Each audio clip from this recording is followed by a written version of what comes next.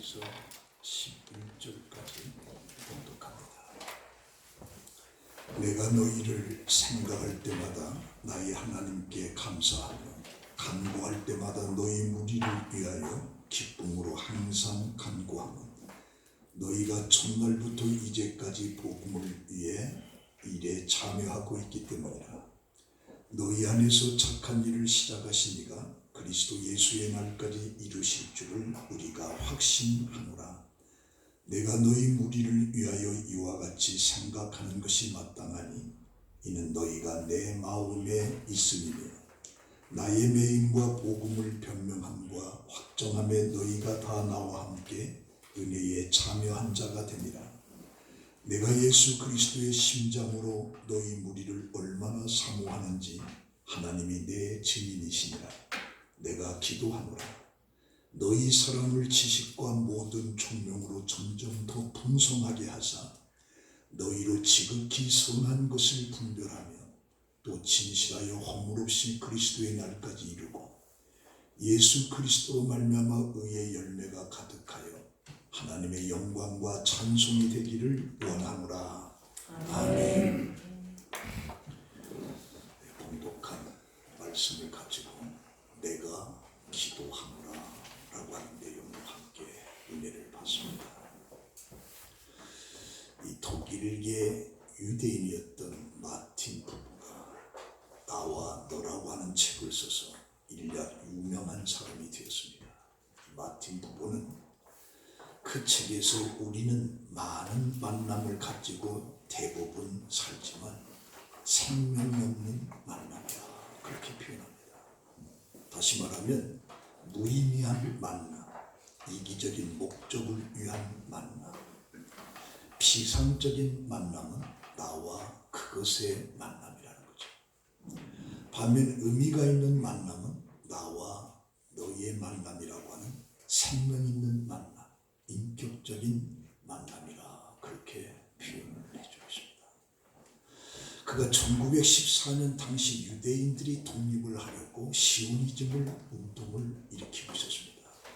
그때 부부는 베들린을 방문한 그의 친구 헤이로 목사님과 시오니즘 운동에 관해서 깊은 대화를 나누고 나서 친구를 기차역까지 배웅하러 가는 길에 헤이로 목사님이 갑자기 멈추더니 부부, 내가 자네에게 할 말이 있네. 우리가 시오니즘을 논하는 것도 중요하지만 우리에게 그것보다 더 중요한 것은 신앙이네. 당신은 하나님을 믿고 있지? 라고 말합니다. 예기치 않는 질문에 부부는 엉겁결에 믿고 말고 하고 대답을 하고 배움을 마치고 돌아오는 중에 부부, 자네 하나님을 믿지라고 하는 이 질문이 떠나지를 않습니다. 그래서 발걸음을 멈추고 나는 어떤 하나님을 믿고 있지? 왜 내 신앙은 안 믿는 것도 아니고 그렇다고 잘 믿는 것도 아니고 왜 이렇게 희미할까? 생각하면서 고민을 하는데 한참을 서서 고민하는데 성광 같은 생각 하나가 스쳐 지나갑니다. 나는 지금까지 하나님을 삼위일체의 하나님으로 모시고 있구나. 역사의 기록 가운데 계신 하나님이든 그 하나님이 오늘 내 삶 가운데 나를 만나주시고 내 인생을 붙들고 계시는 능력의 하나님을 신뢰하지 못하고 있었구나 라고 하는 것을 깨닫고 그러고 나서 쓴 책이 바로 나와 너라고 하는 유명한 책이 된 겁니다. 우리가 살아가면서 알고 있다라고 하는 것과 사고한다라고 하는 것, 다시 말하면 알고 있다라고 하는 것과 생각하는 건 다른 거죠. 또한 박식하다라고 하는 것과 지성은 같지 않습니다.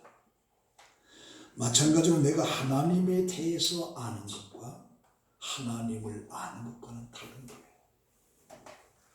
호세아 4장 6절에 하나님은 이스라엘 백성에게 하나님에 대한 지식이 없어서 망한다라고 말하고 있습니다. 여기 지식은 히브리어로 야다인데 경험적인 지식을 말하는 겁니다. 머리의 지식이 아니라 가슴으로 느낀 하나님에 대한 체험입니다. 머리에서 나온 메마른 지식보다 가슴에서 나온 지성이 더 좋다는 것이죠. 우리가 시에 대한 식견이 많은 사람보다 시를 보고 감동하는 사람이 더 좋다. 하나님에 대한 고견이 많은 사람보다 하나님을 생각하면서 눈물을 흘리는 사람이 더 낫다. 그런 의미가 되는 거예요. 오늘 봉독한 이 빌립보서는 바울의 서신입니다. 이 바울이 아시아에서 마게도냐 유럽에 첫 번 건너가서 빌립보에서 복음을 증거할 때 자주장사 누디아를 만나서 세운 교회가 바로 빌립보 교회입니다. 근데 바울은 이 빌립보 교인들을 생각할 때마다 나는 하나님께 감사하고 간구할 때마다 너희 무리를 위하여 기쁨으로 항상 간구한다. 이유는 5절에 나옵니다. 첫날부터 이제까지 복음을 위한 일에 참여했기 때문이라. 그러고 나서 6절에 너희 안에서 착한 일을 하신 이가 그리스도의 날까지 이루실 줄을 확신하노라. 그래서 바울은 첫 번에 빌립보 교회에서 만나서 교회를 세운 그때부터 현재까지도 미래까지도 너희들이 변함없이 복음에 거할 것에 대한 것을 확신한다라고 말합니다. 그러면서 7절에 내가 너희 무리를 위하여 이와 같이 생각하는 것이 마땅하니 이는 너희가 내 마음에 있으리라. 나의 매임과 복음을 변명하며 확정하며 너희가 다 나와 함께 은혜에 참여한 자가 됨이라. 여기에서 바울은 복음 때문에 감옥에 갇혔고 법정에서 복음 진리를 변명하고 확정하며 너희들이 참여했다. 사실 바울은 빌립보 교인들이 물질로 그리고 기도와 교제로 도움으로 복음 사역에 동참했다라고 하는 것을 강조하는데 디모데후서 4장 10절에 보면 바울이 로마 감옥에 갇혔을 때에 많은 사람들이 바울을 떠났습니다. 그러나 이 빌립보 교인들만은 위험과 불이익을 무릅쓰고 적극적으로 바울을 도운 거예요. 이것이 바울에게 있어서 너희가 내 마음에 있음이며 라고 표현합니다. 그러면서 8절에 내가 예수 그리스도의 심장으로 너희 무리를 얼마나 사모하는지 하나님이 내 증인이시라. 여기서 바울은 빌립보 교인들을 얼마나 사모하고 사랑하는 것인가를 보여주고 있는데 거기에 단 하나가 사모입니다. 사모. 이것은 에피프로라고 하는 말인데 이것은 열심히 원하다, 간절히 바라다, 그리고 애정을 가지다. 이게 현재형으로 되어 있습니다. 그러니까 바울은 지금 감옥에 갇혀 있으면서도 빌립보 교인들을 사모하는데 열심히 간절히 애정을 가지고 지금도 현재로 내가 너희들을 그렇게 사모하고 있다라고 이야기합니다. 바울이 빌립보 교회를 얼마나 사랑하고 아꼈는지를 알 수 있는 결정적인 단어가 바로 사모입니다. 그리고 바울은 하나님의 증인이라고까지 내가 너희들을 사모하는데 하나님이 내 증인이다. 이 증인이라고 하는 말은 어떤 사실을 진실됨을 강조할 때 사용되는 것인데 이 바리새인들과 사두개인들도 하나님의 이름으로 맹세하기를 두려워했습니다. 그런데 바울은 담대하게도 하나님으로 내가 증인한다. 그러니까 얼마나 애정이 큰가를 보여주고 있는 거예요. 하나님의 이름으로 맹세를 하면서 증인이 된다. 하나님이 내 증인이 될 거다. 내가 너희들을 얼마나 사모하는지를. 그러면서 우리는 누군가 나를 위하여 기도한다면 그것은 축복이고 감사해야 할 일이고 고맙다, 인사해야 될 일입니다. 반면에 또한 나도 힘들여 시간을 들여서 누군가를 위하여 기도하고 있는가? 그리고 그 기도의 내용은 무엇인가? 우리는 신앙생활하면서 관계 속에 내가 당신을 위해서 얼마나 기도하는지를 아느냐? 그때 우리는 고마움을 느끼는 거죠. 근데 반면 나는 누구를 위해서 기도하고 있는가? 기도한 사람이 없습니다. 이건 문제가 있는 거예요. 그래서 바울은 빌립보 교인들을 위해서 9절에 내가 기도하노라. 이 기도라고 하는 것은 상대방을 사랑함으로 가능하게 하는 행위입니다. 사랑이 없으면 기도할 수가 없습니다. 바울이 어쩌다 한번 빌립보 교인을 위해서 기도한 것이 아니라 항상 자신의 마음속을 채우는 빌립보 교인들을 위해서 날마다 내가 기도한다, 그렇게 표현을 해주고 있습니다. 그러면 바울이 빌립보 교인들을 위해서 기도하는 내용이 무엇이냐? 그것은 바울의 기도의 내용을 보면 그리스도의 힘은 사랑이라고 하는 것을 강조하고 있습니다. 너희 사랑을, 이 사랑이 우리 마음과 생활 속에 우리는 가득하기를 기도해야 되는데, 물질이 풍성하고 큰 교회라고 하는 것보다도 사랑이 풍성한 것이 더 중요하다. 세상에 거부할 수 없을 만큼 매력적인 그리스도인이 되기 위해서는 바로 이 사랑이 우리 속에 있어야 돼요. 지금 세상은 그리스도인들을 위해서 상당히 손가락질합니다. 거기는 문제가 있는 거예요. 오늘 우리가 세상이 거부할 수 없을 만큼의 매력적인 그 사랑을 가지고 있다고 하면 세상은 절대로 우리를 향해서 손가락질 못합니다. 그런데 우리들의 마음속에 이런 사랑이 없는 거예요. 예수님께서도 마태복음 24장 12절에 불법이 성함으로 많은 사람의 사랑이 식어졌다. 그래서 불에는 매닝이라고 하는 사람이 나는 패러닥스다, 역설 덩어리다. 그래서 뭐라고 하느냐, 나는 믿는 동시에 의심하고 소망하는 동시에 낙심하고 사랑하는 동시에 미워하고 스스로를 자랑스러워하는 것에 창피하게 되고 죄책감을 느끼지 않는 것에 대한 죄책감을 느낀다. 남을 잘 믿는 동시에 의심이 많고 정직한 동시에 술책을 부린다. 아리스토텔레스가 내가 이성적인 동물이라고 말했지만 나는 내가 술에 무척 센 천사라고 말한다 라고 하는 역설적인 현대인들을 표현해 주고 있습니다. 그러니까 하나님을 믿는다고 하면서도 의심이 많다는 얘기죠. 그래서 교회가 말하는 이 사랑이라고 하는 것은 십자가에서 죽으신 하나님의 사랑을 말하는 것이고 아들을 아끼지 아니하고 내어주는 사랑을 말하는 것입니다. 그래서 이 사랑은 바로 교회의 생명이면서 권능인 거예요. 근데 이 사랑을 교회가 잊어버리면 교회의 본질을 잃어버립니다. 그래서 요한계시록 2장 4절에 보면 사랑을 잊어버린 에베소 교회를 향해서 다시 찾아라. 그렇지 않은 너의 큰 촛대를 옮기리라. 에베소 교회가 칭찬을 많이 받는데 하나 책망할 것이 있는데 사랑을 회복하라. 그 사랑을 찾지 말라면 그 큰 촛대를 다 옮기겠다. 근데 바로 이 사랑이라고 하는 것은 하나님만이 가지고 싶고 하나님만이 이 사랑을 우리 안에서 창조할 수가 있습니다.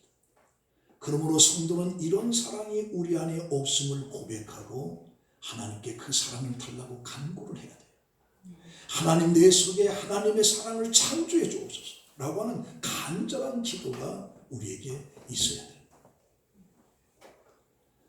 여기서 바울이 말하는 사랑은 아가페 사랑. 이 사랑은 타인이 내게 유익을 주지 않아도 사랑하는 무조건적인 사랑을 말합니다.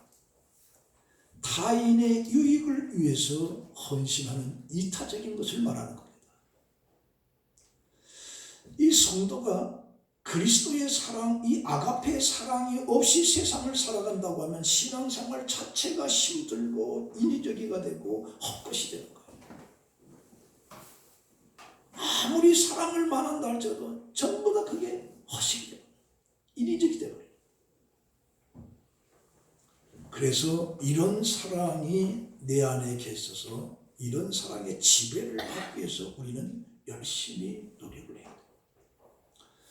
그 사랑에 의해서 생각하고 사랑에 의해서 판단하고 사랑에 의해서 행동하는 사람, 바로 이런 사람이 세상 속에 정말 모든 사람들이 부러워하는 매력적인 그런 그리스도인이 될 수가 있다.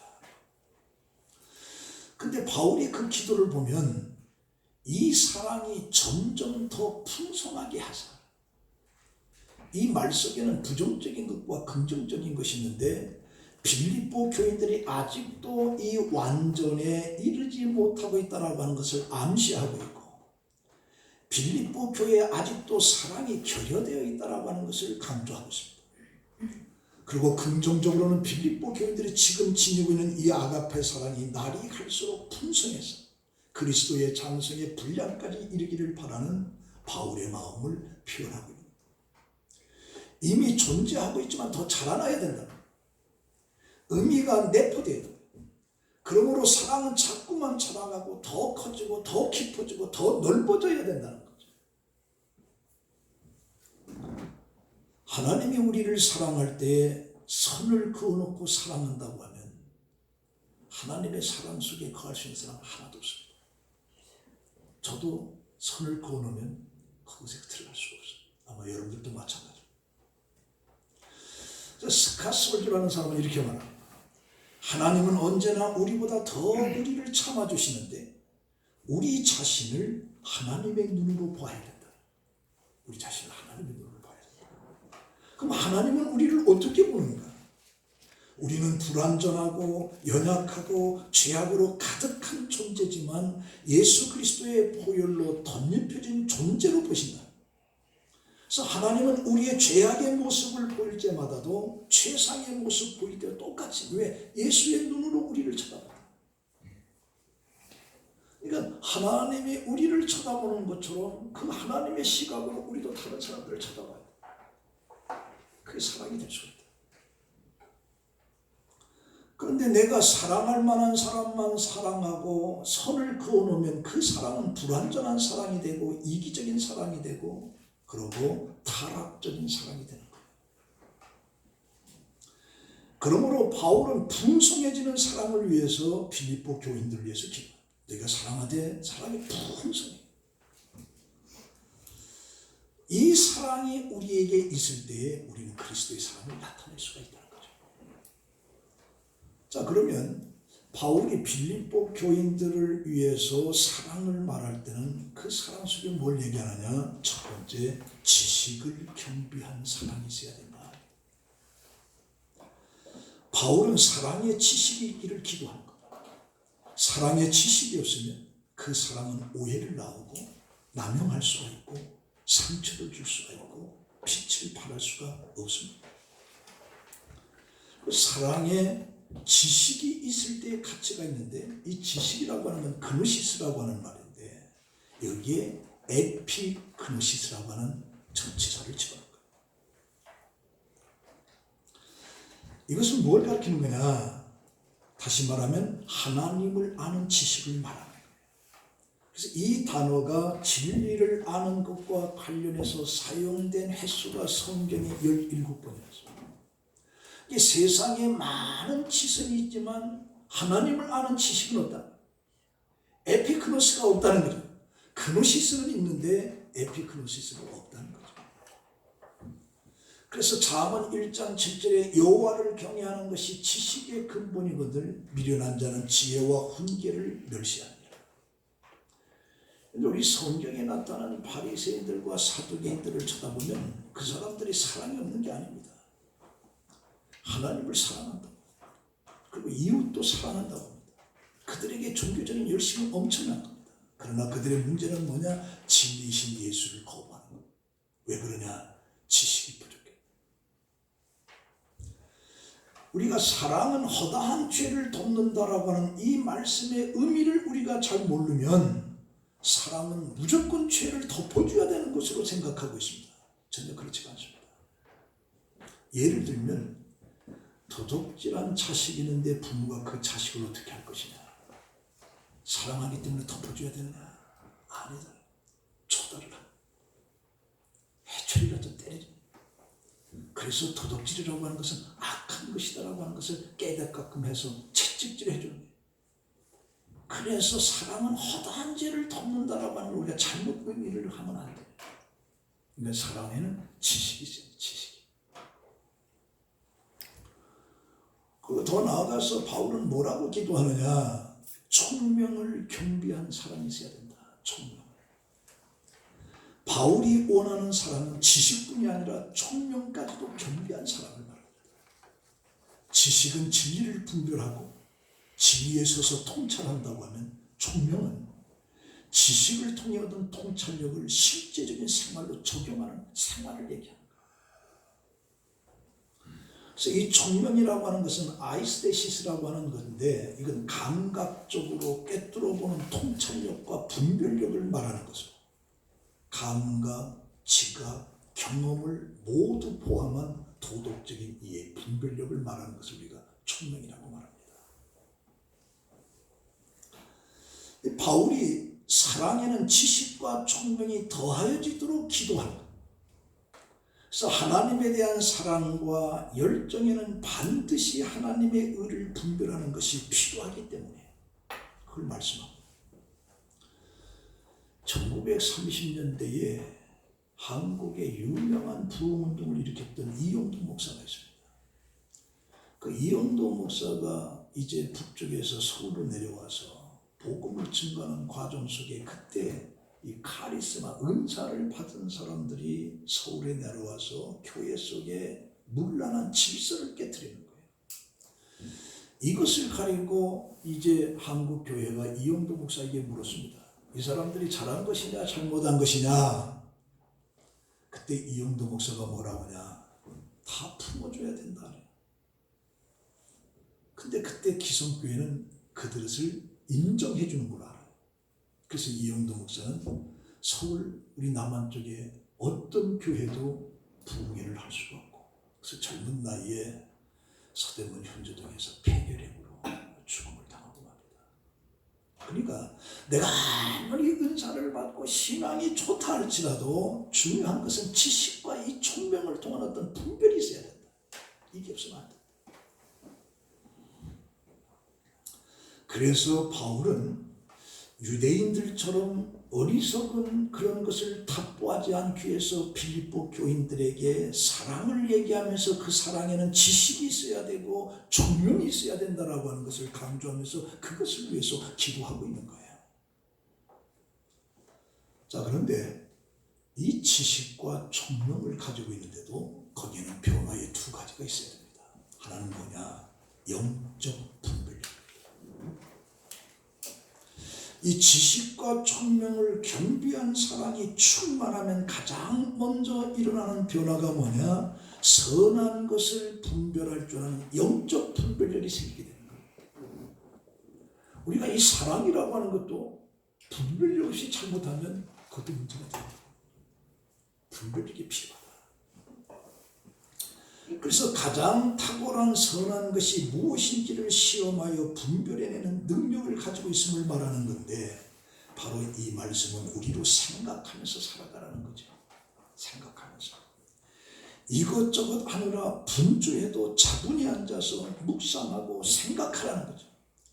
그래서 성경의 골로새 교인들에게 골로새서 3장 1절에 바울은 이렇게 말합니다. 너희가 그리스도 안에 함께 살리심을 받았다면 위의 것을 찾으라.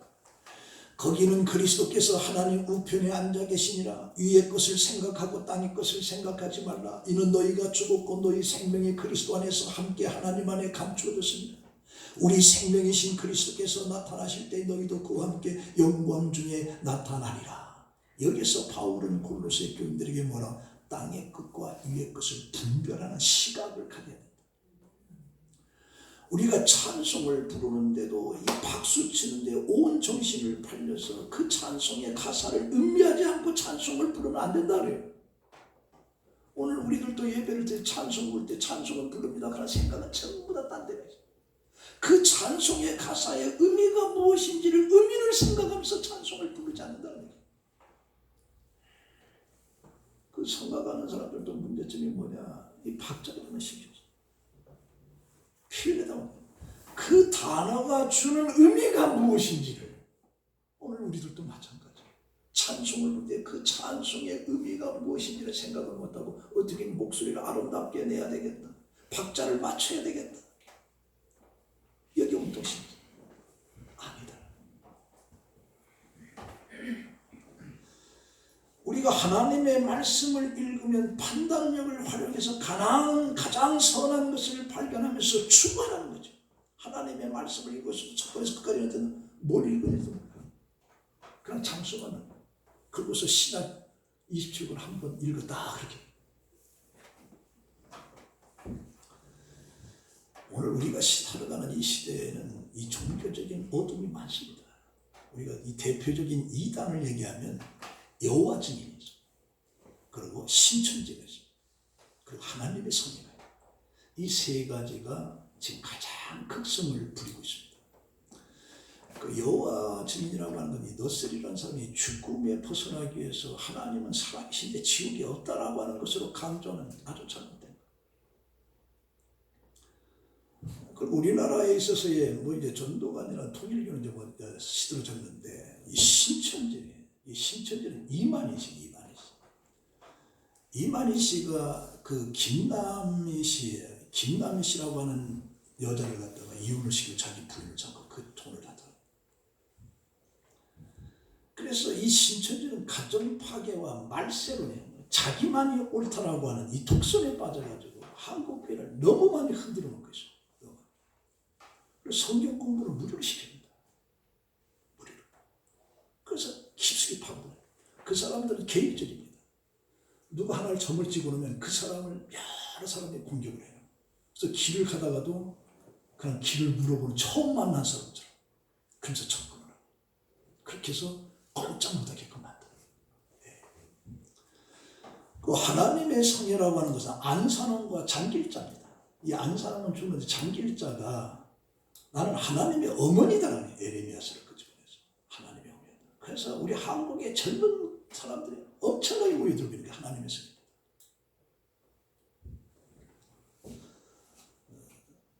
이런 것들을 통해서 그들은 포섭을 하고 이런 것을 통해서 우리는 분별할 줄 알아. 이게 있어야 돼. 이 분별을 못하네. 한번 빠지면 한 방만 빠져나오지도 못해. 한번 빠져나오지 못한 거나 끝나는 거예요. 그래서 현대인들의 질병은 생각하기를 싫어하는 것이죠. 분별력을 활용해서 살아가는 것을 싫어하는 거예요. 현대인들의 80%가 판단력을 사용하며 생각하며 살아가기보다는 차라리 죽는 것이 더 낫다 할 정도로 생각 없이 세상을 살아요. 15%가 생각하면서 살아간다고 하는데 그러나 그러지 못하다라고 게 통계적으로 나와있어요. 5%에 해당되는 사람만이 제대로 사고하고 묵상하면서 판단력을 사용하면서 살아간다는 거죠. 바울은 오늘 우리들에게도 선한 것을 분별하면서 살아가기를 원하고 그리고 빌립보 교회를 위해서 기도하고 있는 거예요. 우리 정말 영적인 분별력을 가지고 살아야 돼요. 그 분별을 가면 생각을 해, 생각. 우리가 예수를 믿어도 생각 없이 예수를 믿으면 안 돼요. 내가 그리스도인으로서 살아가는 것이 나의 최선의 삶인가를 지속적으로 자문해 보면서 살아가야 돼요. 그 다음에 또 하나는 성장해 가는 인간이 돼요. 성장해 가는. 여기에 지식과 총명을 경비하는 사람은 인격의 변화를 가져오는데 10절에 보니까 또 진실하여 허물 없이 그리스도의 날까지 이르고 그리스도의 날까지. 이 진실이라고 하는 것은 하나님 앞에 흠이 없는 모습을 말하는 겁니다. 이는 죄 없는 삶을 의미하는 것이고 죄로부터 멀어지는 삶의 모습을 가리키는 겁니다. 그러니까 허물이 없다라고 하는 것은 다른 사람에게서 거침이 되지 않는 생활 모습을 살아간다는 거예요. 그러니까 하나님이 미워하시는 건 나도 미워하는 거예요. 하나님이 기뻐하시는 건 나도 기뻐하는 거예요. 하나님이 싫어하는 건 나도 싫어하는 거예요. 이게 이제 성장에 가는 성장이에요.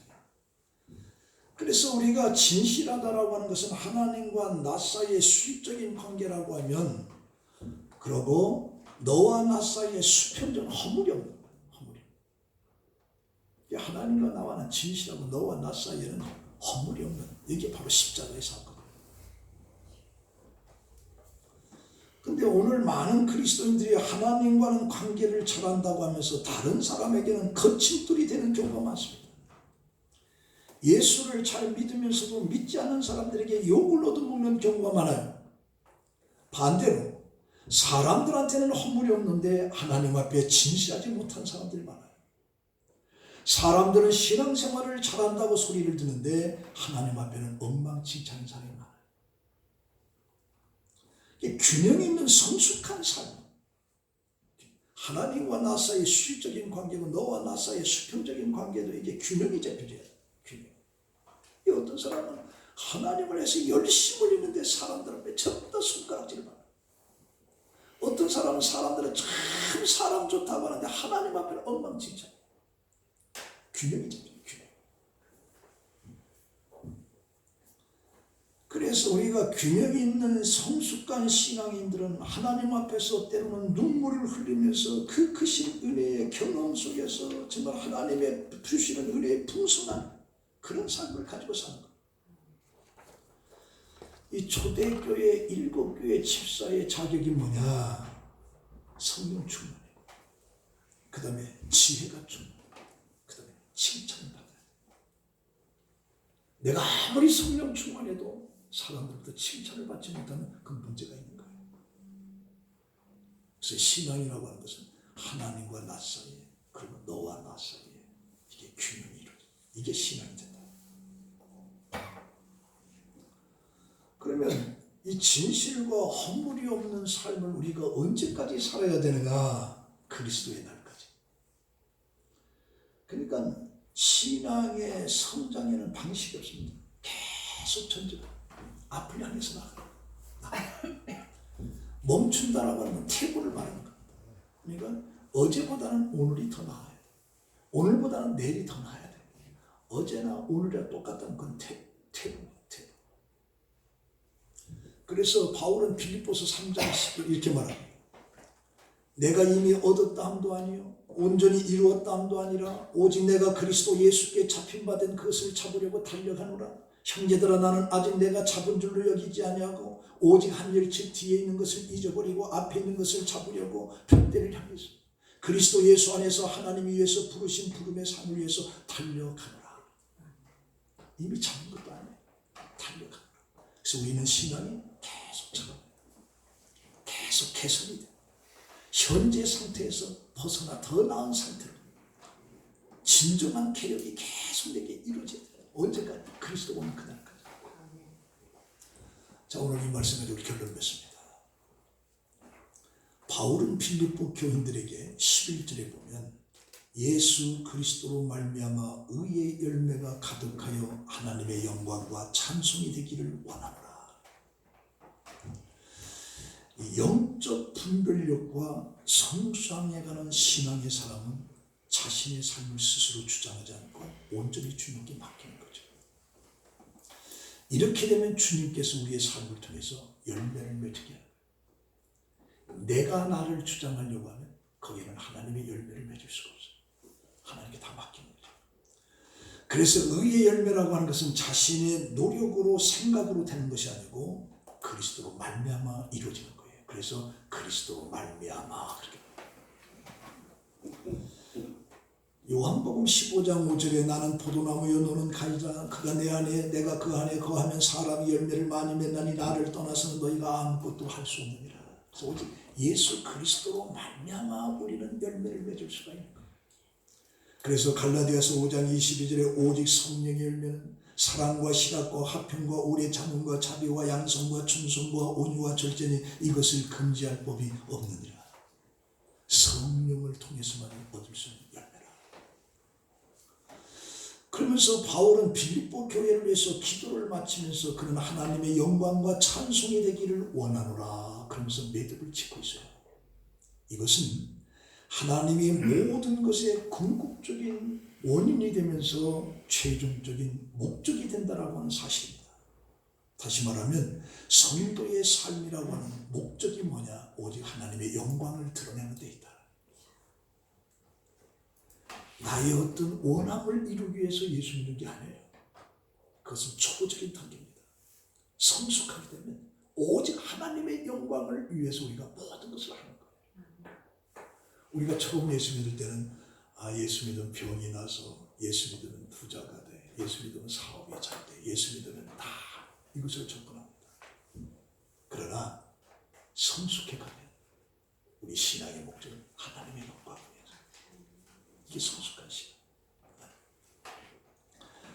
그래서 마태복음 5장 16절에 이같이 너희 빛을 사람 앞에 비치게 하여 그들로 하여금 너희 착한 행실을 보고 하늘에 계신 너희 아버지께 영광을 돌리게 하라. 우리가 착한 일을 하는 것도 다른 사람들에게 하나님께 영광을 돌리게끔 하기 위해서라는 거죠.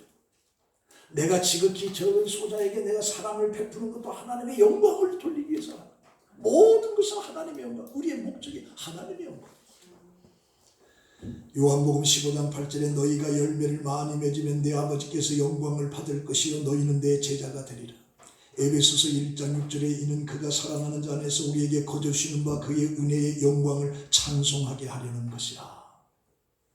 그래서 우리 예수 믿는 사람들의 삶의 궁극적인 목적은 딱 하나, 하나님을 찬송하게끔, 하나님의 영광을 드러나게끔. 그래서 여러분들은 삶 속에 바울이 빌립보 교인들에게 내가 기도하노라 라고 하는 기도의 결론이 모든 궁극적인 목적은 하나님의 영광과 찬송을 드리게끔. 그렇다면 그 말씀 오늘 우리들에게도 우리의 삶의 목적이 뭐냐?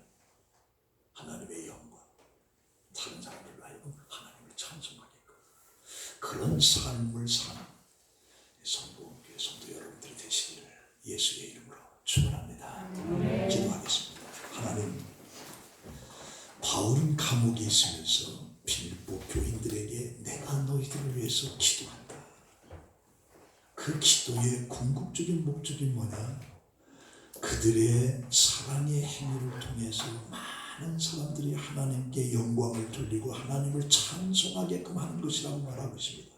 그렇다면 오늘 우리들도 이 세상을 살아가는데 삶의 목적이 내 삶을 통해서 다른 사람들이 하나님께 영광을 돌리고 하나님을 찬송하게끔 하는 그런 삶을 살아가는 우리 모두가 되게 하여 주시옵소서. 예수님의 이름으로 기도합니다. 아멘. 찬송